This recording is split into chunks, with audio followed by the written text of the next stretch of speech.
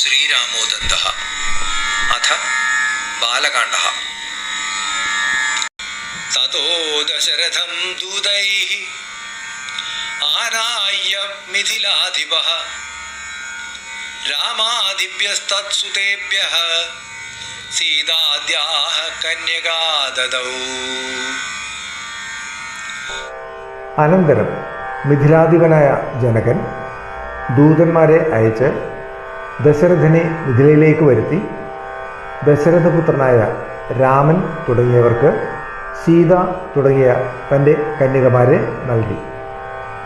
അതോ ഗുരുനിയോഗേന കൃതോദ്വാഹ സഹാനുജഃ രാഘവോ നിര്യയൗതേന ജനകേനോരുമാനിതഃ. അപ്പോൾ മുതിർന്നവർ നിർദ്ദേശിച്ചതനുസരിച്ച് വിവാഹം ചെയ്തവനായ രാമൻ ജനകരാജാവിനാൽ ബഹുമാനിതനായി സ്വസഹോദരന്മാരുമായി അവിടെ നിന്ന് പുറപ്പെട്ടു. തദാ കർണ്യധനുർഭംഗം ആയാന്തം രോഷഭീഷണം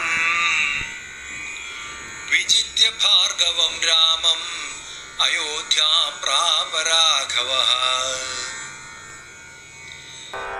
ശ്രീരാമൻ ശൈവചാപം ഖണ്ഡിച്ചതിനെക്കുറിച്ച് കേട്ടിട്ട് വരുന്നവനായ ക്രുദ്ധനായ ഭാർഗവരാമനെ വിജയിച്ചിട്ട് ശ്രീരാമൻ അയോധ്യയിൽ എത്തിച്ചേർന്നു.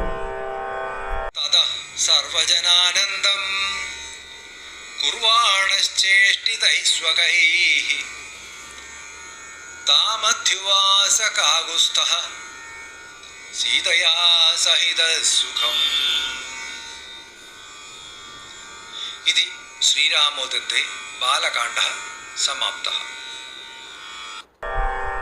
അനന്തരം താൻ ചെയ്യുന്ന പ്രവൃത്തികളിലൂടെ എല്ലാവർക്കും ആനന്ദം നൽകുന്നവനായി ശ്രീരാമൻ സീതയോടൊത്ത് അവിടെ സുഖമായി ജീവിച്ചു. ഇതോടെ ശ്രീരാമദന്തത്തിലെ ബാലകാണ്ഡം സമാപിച്ചു.